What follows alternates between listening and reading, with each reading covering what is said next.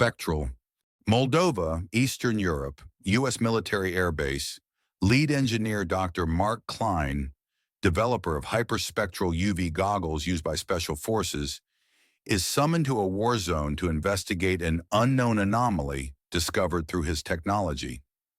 General Orlan introduces Klein to Fran Madison of the CIA and shows Klein classified footage of an apparent spectral entity attacking and killing soldiers.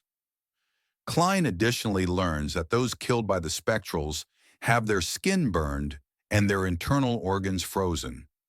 Fran theorizes that insurgents have developed active camouflage cloaking technology.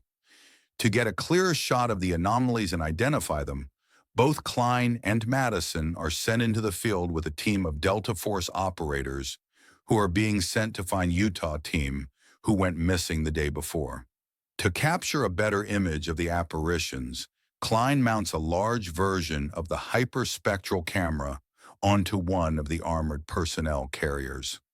Upon arriving at the location and discovering all of Utah team has been killed, they are ambushed by the apparitions, who, being impervious to small arms fire and explosives, inflict heavy casualties before the soldiers retreat. When their vehicles are rendered inoperable by landmines, the group takes cover in an abandoned factory where they find two children barricaded. The apparitions attempt to follow them, but are stopped by a barrier of iron shavings. The children share that their father scattered the shavings to protect his children before he was killed. The survivors make contact with the airbase, and a meetup place is set up. Klein modifies the hyperspectral camera, turning it into a large searchlight, which enables the group to see the apparitions without the need for goggles. Later, he supplies the unit with IEDs laced with iron shavings. Fortified with these new weapons, the group sets out for the meetup point about a half-mile away from the factory.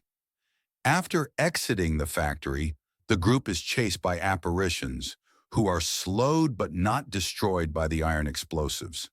The group is met by reinforcements and a helicopter evac at a large abandoned plaza. However, they are ambushed by the apparitions and are barely able to escape as the figures proceed to destroy the tanks and kill the soldiers sent as backup. In the air, they receive word from Orlan the apparitions have overrun the air base, so they are redirected to a civilian bunker controlled by the allied Moldovan military. Klein theorizes the apparitions are likely man-made and are made of Bose-Einstein condensate, which explains their ability to move through walls, freeze people to death, and why they are halted by iron shavings and ceramic materials.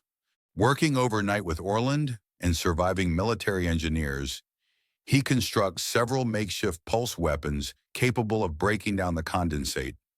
The next morning, the remaining American soldiers are armed with the weapons and sent to a power plant in the center of the city, as Klein believes it is the only facility capable of generating the power needed to create the condensate. While the soldiers mount an offensive on the roof of the plant, Klein and Madison discover a recently abandoned laboratory inside.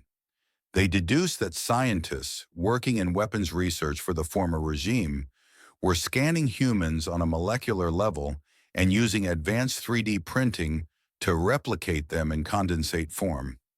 The human test subjects' brains and central nervous systems were then removed and hooked up to a central machine which keeps the condensate copies or apparitions alive.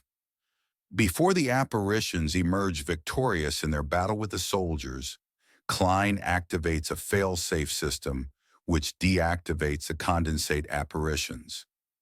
Believing that whatever level of consciousness remaining is in pain, he unplugs the human remains from the machine, finally giving them peace.